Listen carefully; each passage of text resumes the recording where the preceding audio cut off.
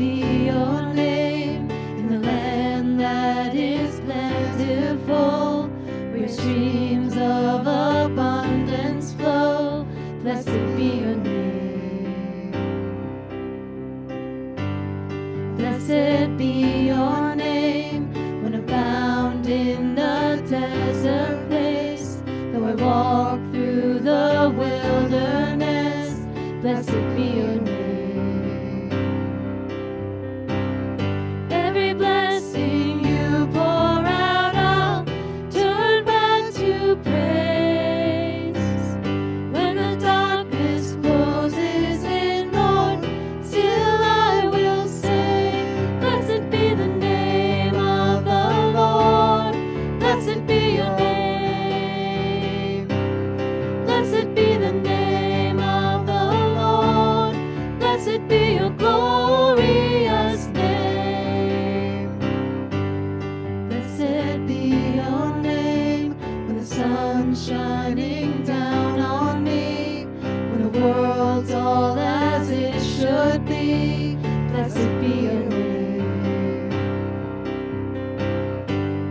Blessed be your name on the road marked with suffering, where there's pain in the offering. Blessed be your name.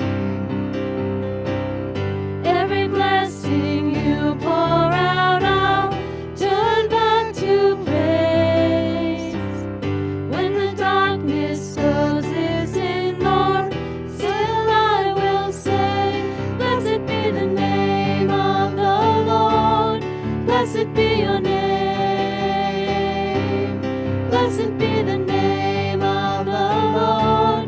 Blessed be your glorious name. You give and take away. You give and take away. My heart will choose to say, Lord, blessed be your name. Blessed be the name of the Lord. Blessed be your name. Blessed be the name of the Lord. Blessed be your glorious name. Blessed be the name of the Lord. Blessed be your name. Blessed be the name of the Lord. Blessed be your glorious name. Welcome to Montgomery United Methodist Church. This is the virtual worship service of the Montgomery United Methodist Church for Sunday, June 19th. We take a moment to wish all the fathers a happy Father's Day, fathers. Just a few reminders as we begin our time to get together today. We will continue to worship at 10 a.m. during the months of June, July, and August. Vacation Bible School has a project. This year we'll be making birthday cake kits to donate to the area food banks. These kits includes everything a family needs to make and decorate a birthday cake, something every child deserves on their special day. For more details on what the kits need to contain, please see the bulletin insert. The scripture lesson for today is found in Ecclesiastes chapter 3, verses 11 through 12. Yet God has made everything beautiful for its own time. He has planted eternity in the human heart. But even so, people cannot see the whole scope of God's work from the beginning to the end. So I concluded there's nothing better than to be happy and enjoy ourselves as long as we can.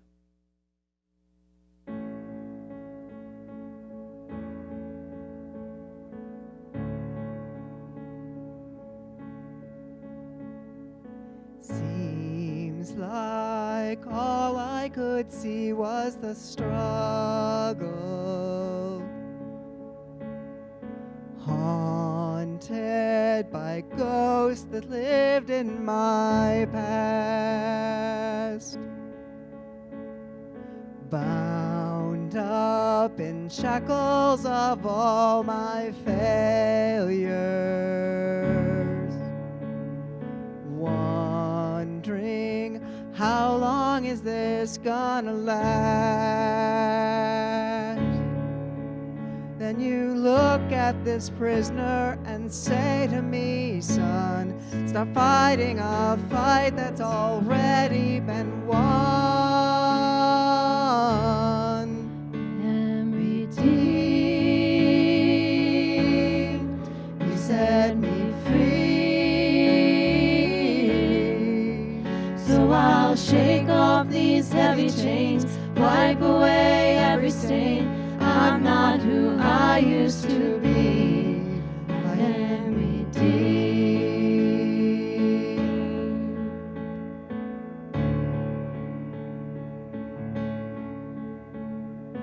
All my life I have been called unworthy, named by the voice of my shame and regret. But when I hear you whisper, child, lift up your head, remember, oh God, you're not done with me yet. I am redeemed. You set me free. So I'll shake off these heavy chains, wipe away every stain. I'm not who I used to be. I am redeemed.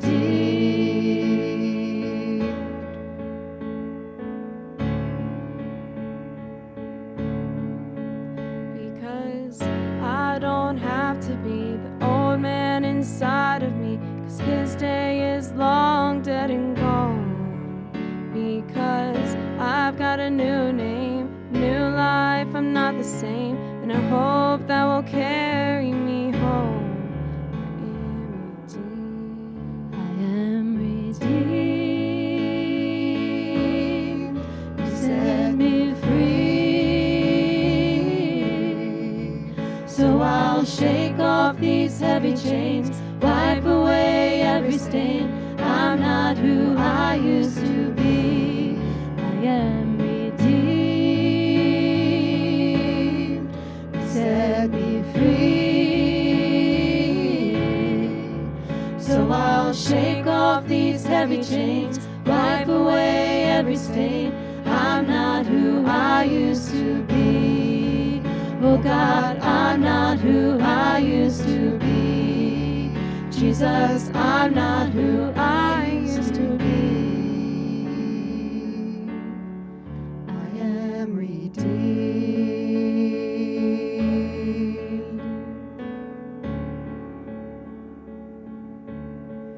Thank God, redeemed.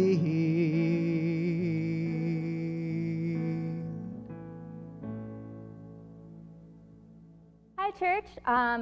As some of you may know, my name is Cynthia Retker, and I am the youth director here at Montgomery United Methodist Church.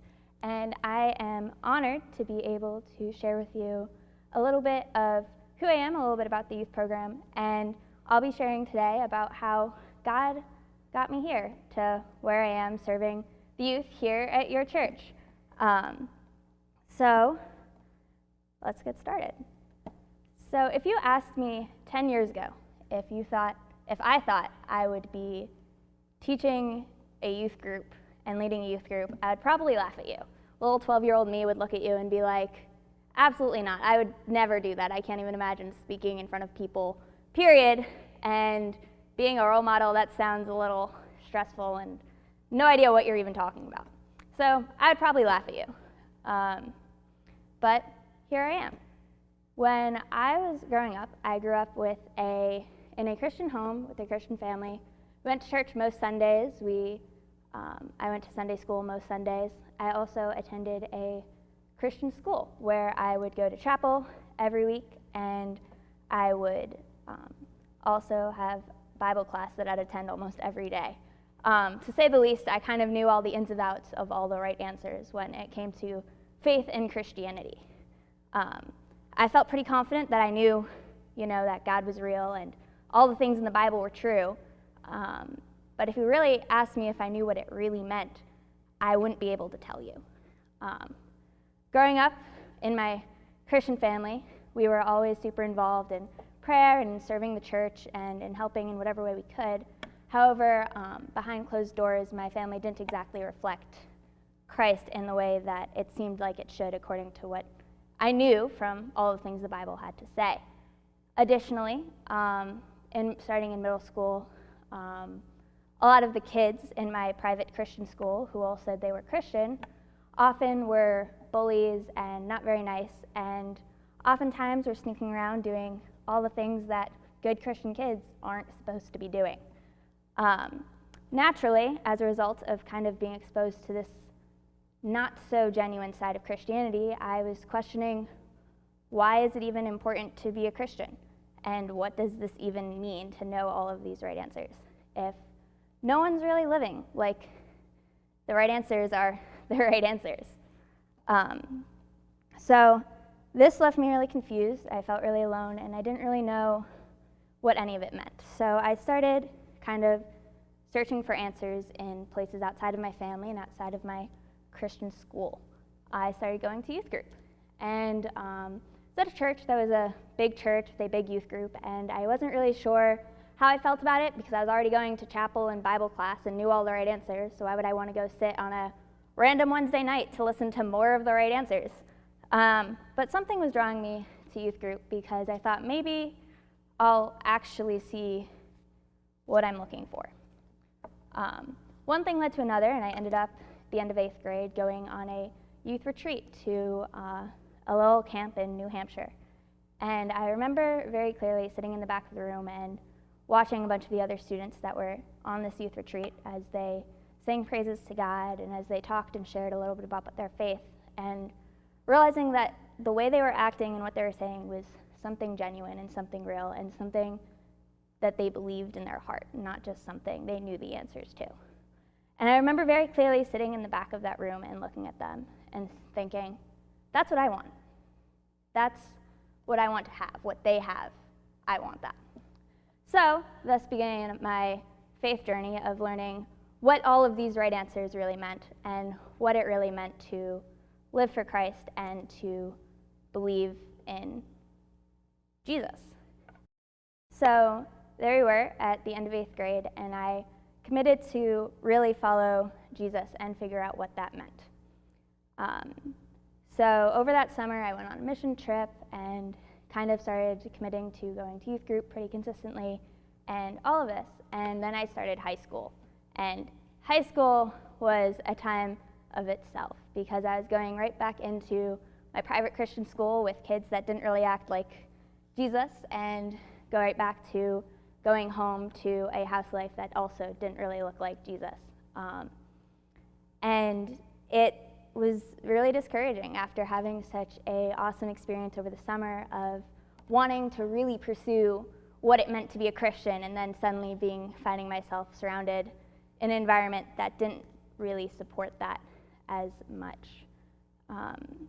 So that was something that I was really struggling with during high school, was how am I supposed to learn how to have what these kids have when I don't know how to do it, and no one that I'm going to school with knows how to do it, and my family knows how to do it in front of others, but not necessarily on their own. Another big thing that was going on during high school was I started dealing with a lot of mental health issues, which again made me question God, because if I was dealing with all of these things, didn't God see me, and didn't he love me, and didn't he care about me and what I was dealing with and wrestling with? But I still dug my heels in and tried to find ways to learn what it meant to follow Jesus. So I found myself going to church and staying at church for about as long as possible and seeking out leaders in the church that I could look to as mentors and role models for my faith. And I found a few, and I would go and I'd talk with some older women at my church, and I'd stick with them for a couple months, and then something would happen where their lives got too busy, or they moved away, or they went off to college, or went off to grad school or whatever, and I never really had a consistent leader in my life for most of high school, which was what I had always really craved. But I did learn a lot through all of the leaders that had come alongside me for short periods of time throughout high school. Then we come to senior year, where I decided to sign up to be a small group leader for middle school girls. And this was kind of where I started to experience what it felt like to share my faith with others and to help build others up in what I had worked so hard to build on myself. And it was during that year that I realized that I really loved being able to pour into younger students and be that role model that I never had. So then going into college, I didn't really know what career I was supposed to do. I had no idea where I was supposed to end up or what plan God had for me. But I did know one thing, that I was somehow, some way, going to be a role model for students. I'd already kind of solidified myself in that position, being that all of these middle school girls were still following me on Instagram and social media, and I was still maintaining relationships with all of them. And as a result, I had to make sure I was very careful with how I presented myself, because I did not want to be like all of the people I grew up surrounded by in saying one thing and acting a different way. So that was something that was very important to me. Fast forward through freshman year into the summer after, and I'm home for the summer, and I decided to start going to a young adult small group at my church, where we were going over through a book called The Celebration of Discipline by Richard Foster. And this was the summer where I kind of got deeper answers as to how to live out my faith genuinely in a much deeper way. The book goes through various disciplines in your spiritual life that can help you to draw closer to God and also to be a better reflection of who He is. And that was something that I had been looking for all up until this point, and I got these answers, and it kind of renewed my faith in a whole different way.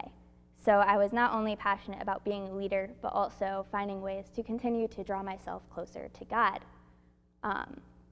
The following summer, I ended up working for an organization called YouthWorks, which is a national organization that hosts short-term mission trips across the country for middle school and high school students.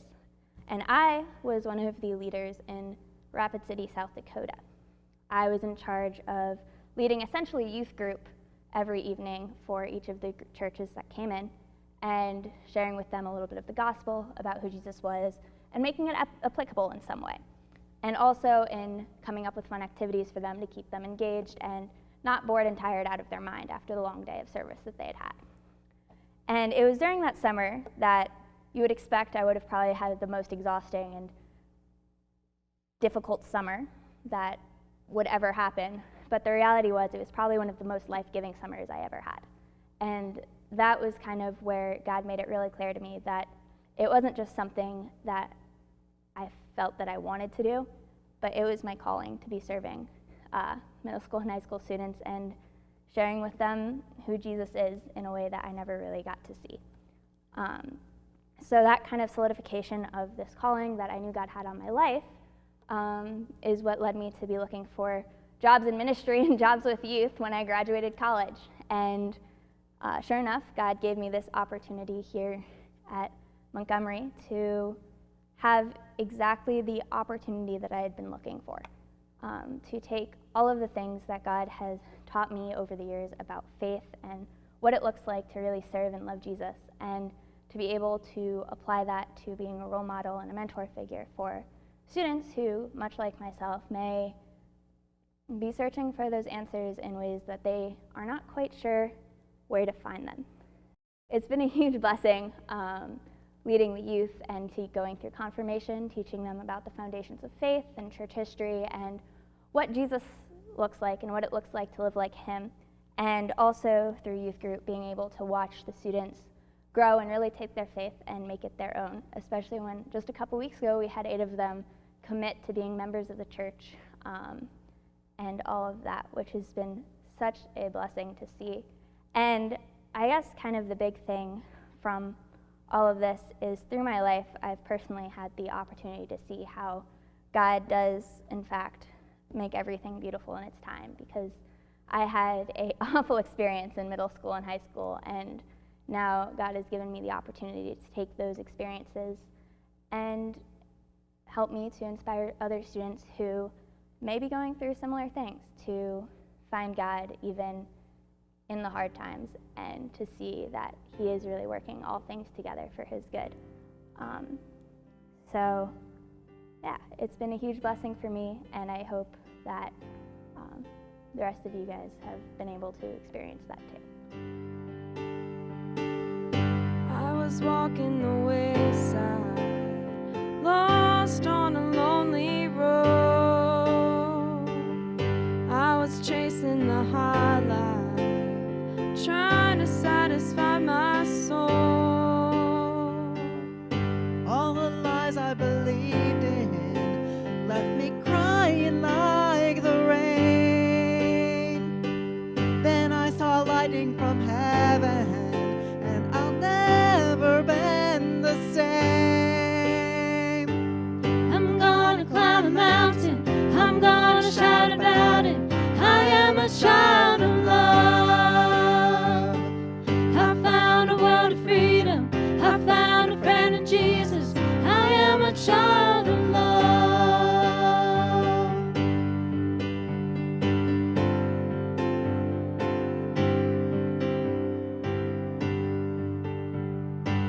I felt the sting of the fire, but I saw you in the flames.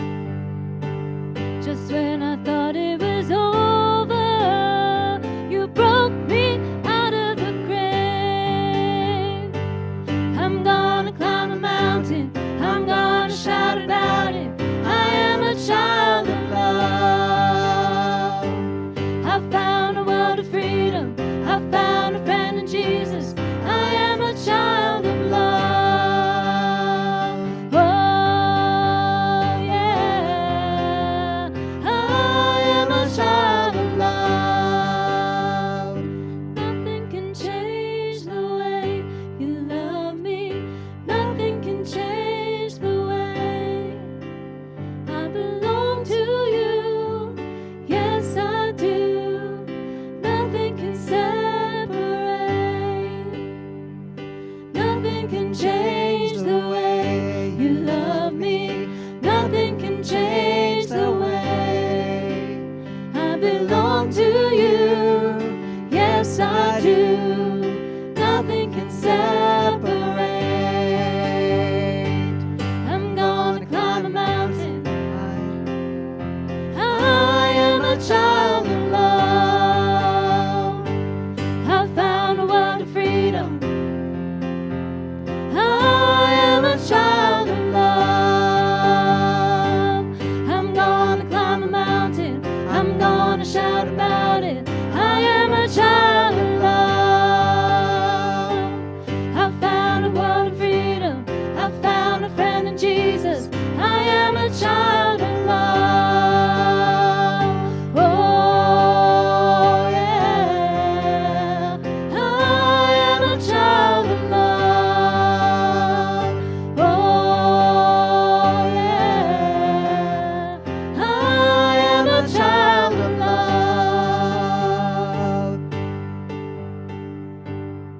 Thank you guys so much for joining us today.